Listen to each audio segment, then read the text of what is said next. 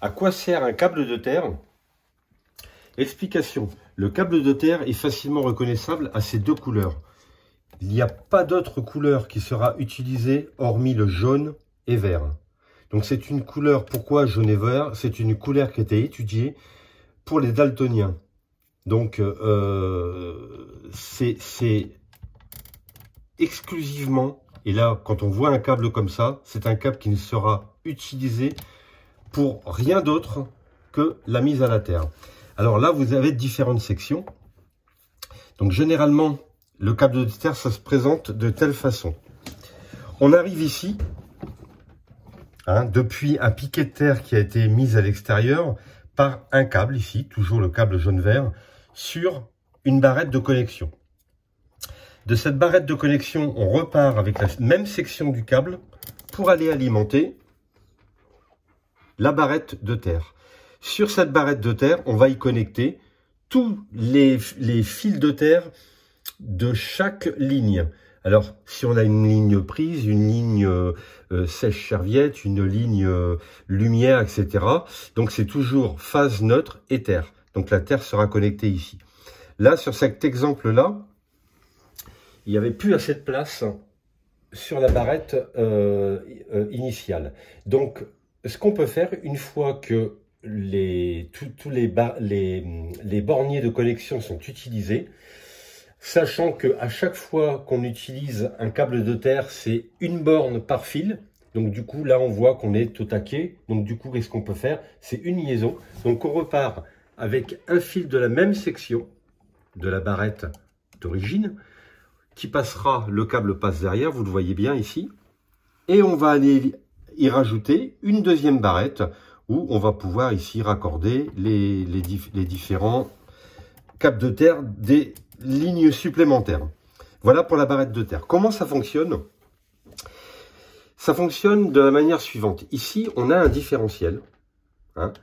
Le différentiel ici, lorsqu'il y a une fuite de courant, c'est-à-dire dès qu'il y a... alors, pour être beaucoup plus clair, le disjoncteur différentiel, il a deux fonctions. La première fonction, c'est que le courant arrive ici en haut, passe par le disjoncteur, ici, ressort ici et va alimenter ici la succession de disjoncteurs. Si je coupe ici,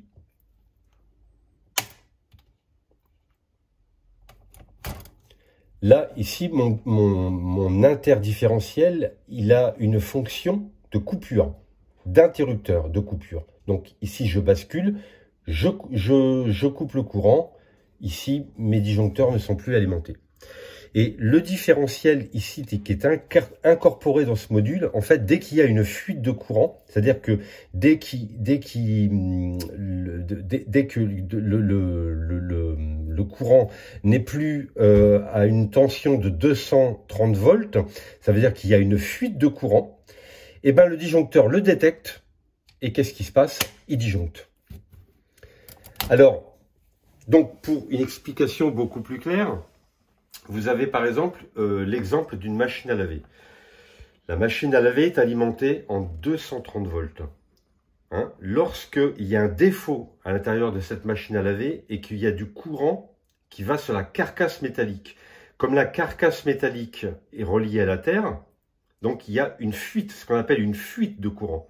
Donc pour éviter que ce soit vous, voyez, qui faites la mise à la terre avec votre corps, parce qu'on sait que le corps est conducteur, et ben la mise à la terre détecte la fuite de courant et fait couper le disjoncteur différentiel. Donc c'est pour ça que ici on a un interdifférentiel pour une rangée, on a un autre différentiel pour une autre rangée de circuits, et on a ici celui-là qui est très très important justement, qui va détecter, qui sera plus sensible aux fuites de courant, c'est le différentiel de type A. Et pour cela, c'est pour ça qu'on y met principalement sur cet interdifférentiel de type A, la plaque électrique et la machine à laver. Voilà, ça c'est lorsque vous faites une installation et que vous avez une plaque électrique ou une machine à laver à électrifier, pensez de mettre un interdifférentiel de type A.